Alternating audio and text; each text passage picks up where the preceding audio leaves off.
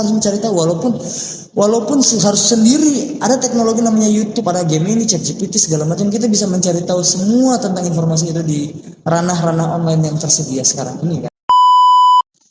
Assalamualaikum warahmatullahi wabarakatuh. Waalaikumsalam warahmatullahi wabarakatuh. Dan selamat sore. Perkenalkan, nama saya Andi Prasetyo. Saya peserta Latsar CPNS Basarnas tahun 2005, angkatan 29, kelompok 1. Hari ini saya akan membuat podcast tentang berakhlak. Dan di samping saya ada narasumber saya itu Yoga Cakap Soekarno. Ya, silakan Pak. Saya juga peserta Latsar CPNS Basarnas angkatan ke-29, tapi saya di kelompok 2. Kelompok 1 sub 2 maksud saya ya. Oke, hari ini saya dengan bersama Bapak Andri. Bapak Andri gimana nih kabarnya nih? Kayak kelihatannya kayak baik sekali ya. Ya, baik karena ada satu hal yang sangat. Ya, lagian kita juga jarang kayak ngobrol-ngobrol Ya, gitu, kita kayak santai. Ya. Kita kan jarang kelihatan juga kan, kita jarang ketemu juga kan ya. Tapi di dalam podcast ini akhirnya kita dipertemukan lagi. Terima kasih buat podcast ini. Oke, terus ya gimana tuh, Pak? Hari ini kita akan ngobrol tentang gimana sih ASN itu menerapkan nilai berakhlak di lingkungan kantor. Tentang berakhlak ya. Latsar sekali ini ya. Ya, latsar sekali. Latsar sekali. Ya, tidak usah banyak pertanyaan lagi Pak Yoga. Ayo kita masuk ke pertanyaan pertama. Oke, langsung sekali ini ya. Langsung aja. Nggak pakai basa-basi, oke langsung deh, ayo. Jadi pertanyaan saya pertama itu bagaimana Bapak beradaptasi dengan perubahan tantangan di lingkungan kerja? Oke, beradaptasi dengan lingkungan kerja ya. Tentunya kita harus adaptif ya di sini ya. Kita harus bisa melihat perkembangan zaman itu sebagai teman kita, bukan sebagai musuh kita atau beban kita gitu. Ketika ada sesuatu perkembangan yang maju di situ, kita harus segera bisa untuk mengikuti perkembangan itu. Seperti sosial media sekarang kan, seperti ada media sosial baru kita selalu ikutin, media sosial baru kita ikutin. Jangan pernah kita ketinggalan. Menurutku kalau kita menerapkan hal itu juga di tempat kerja, maka akan lebih bagus lagi sih buat kita ke depannya. Yang penting intinya kita harus beradaptasi dengan lingkungan sekitar. Lagi yang di kantor nih, ya kan, banyaknya teknologi baru nih. Kalau menurut saudara Prasetyo sendiri gimana? Kalau dari saya sih sama juga adaptif. Cuman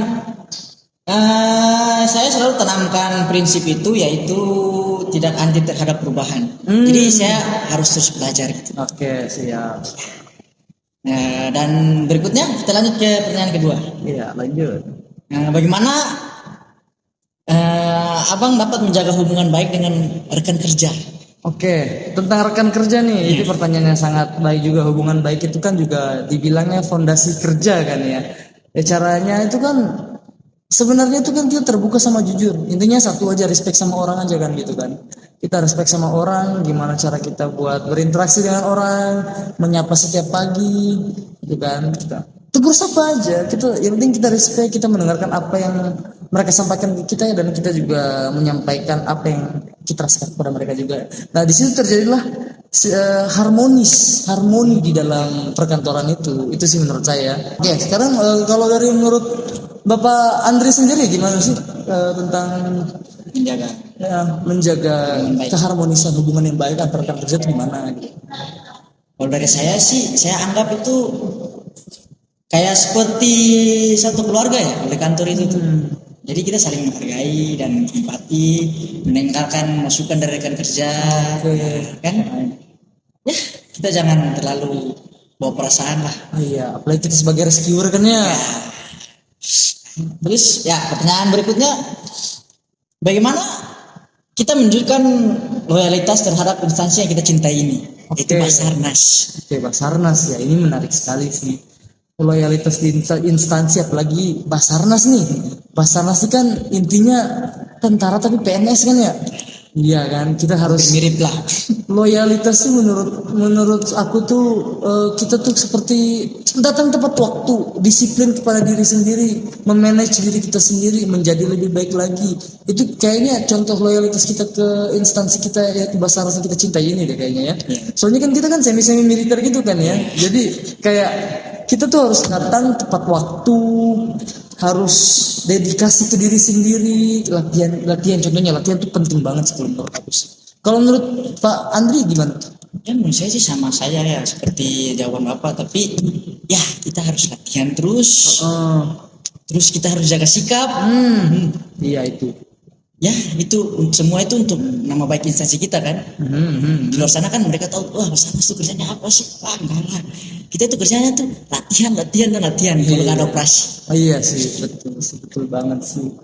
Berikutnya ke pertanyaan selanjutnya itu, bagaimana sih di era digital ini kita menghadapi tuntutan masyarakat? Oke. Jadi tuntutan masyarakat sini ya, apalagi kalau kita sebagai Basarnas kan kita harus cepat, kita harus transparan, kita harus pokoknya sigap dalam segala situasi ya.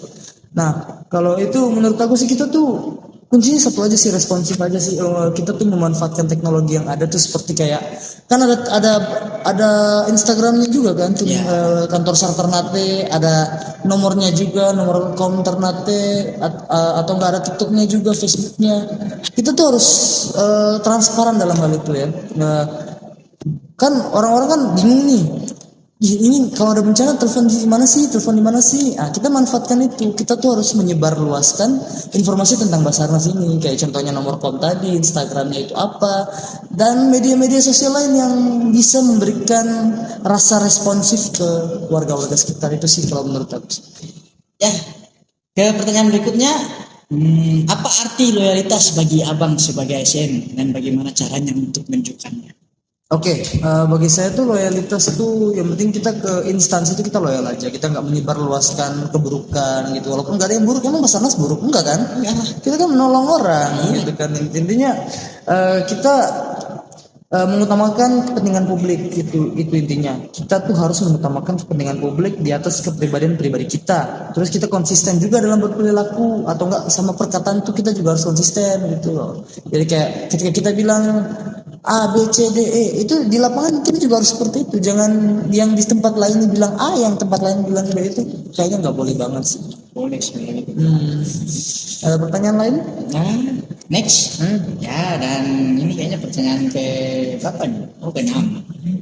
Apa yang Abang lakukan untuk memastikan kompetensi terus berkembang? Oke. Potensi Abang. Caranya ya itu sudah pasti ya, terus belajar. Apalagi kalau kita Basarnas kan Senin Rabu kan kita belajar terus kan. Iya. Kita nggak pernah skip materi, kita nggak pernah malas. Kita harus mencari tahu, walaupun harus sendiri. Ada teknologi namanya YouTube, ada Gemini, ChatGPT segala macam. Kita bisa mencari tahu semua tentang informasi itu di ranah-ranah online yang tersedia sekarang ini kan. Jadi kan sekarang tuh kan gampang kan ya. Jadi apapun yang kita mau tuh langsung ada gitu. Kalau Bang Andri sendiri nih, gimana sih caranya Bang Andri itu meningkatkan kompetensi diri itu gimana? Ya kalau saya sih belajar dari praktek, berbagi ilmu sama senior-senior. Ya. Ada senior-senior yang punya ilmu lebih itu di-sharing sama kita. Iya, setuju banget sih kalau itu. Ya, terus melihat juga bagaimana ya cara-cara penolongan yang terbaru, materi-materi terbaru, refresh kita materi terus. Ya, dan kayaknya kita sampai ke pertanyaan terakhir. Oke. Bapak Yoga, pertanyaannya tuh bagaimana membangun kolaborasi yang berhasil dengan rekan kerja? Oke, kolaborasi itu butuh visi sama kepercayaan dari masing-masing tim ya. Kalau kita berkolaborasi itu paling sama BNPB kan, BNPB gitu. Nah, itu kita menetapkan tujuannya tuh yang jelas. Terus kita tetapkan tujuan kita ya yang jelas tadi salah satunya. Terus kita nih mau diapain gitu. Maksudnya diapain itu, kita mau jalannya nih mau kemana gitu loh. Contoh kalau kita satu mau lurus, satu mau ke belakang kan nggak bisa kan. Kita harus sama-sama maju untuk mendapat visi dan misi untuk menggapai tujuan kita, apa yang kita mau. Seperti itu saja kalau dari saya. Segampang itu aja. Intinya yang penting penerapan berakhlak ini, ketika kita udah bisa menerapkan di kehidupan kita, maka percaya aja. Entah kenapa ya, kayak percaya aja, pasti hidup kita pasti bakal lebih enak. Kayaknya itu closing statement ya. Tahu aja nih, udah pulang nih, udah mau kurang 5 menit jam 4 loh ya. Iya. Jadi langsung di closing statement. Iya. Ya, Bang Yoga, itu pertanyaan terakhir dari saya. Kayaknya kita tutup saja ya. Boleh tutup aja, boleh sih. Ya, jadi itulah dia podcast saya bersama Bang Yoga Cakep Soekarno yang orangnya cakep sekali. Ya, itu sekian dari saya. Ada kata-kata terakhir, Bang Yoga? Cukup. Oke. Oke, mungkin itu saja dari saya. Saya Yoga Cakap Soekarno dan Saya Andri Prasetyo. sekian dan terima kasih. Wabillahi taufiq wal hidayah. Assalamualaikum warahmatullahi wabarakatuh. We are family. Vietnam Jagat Samagram. Cukup.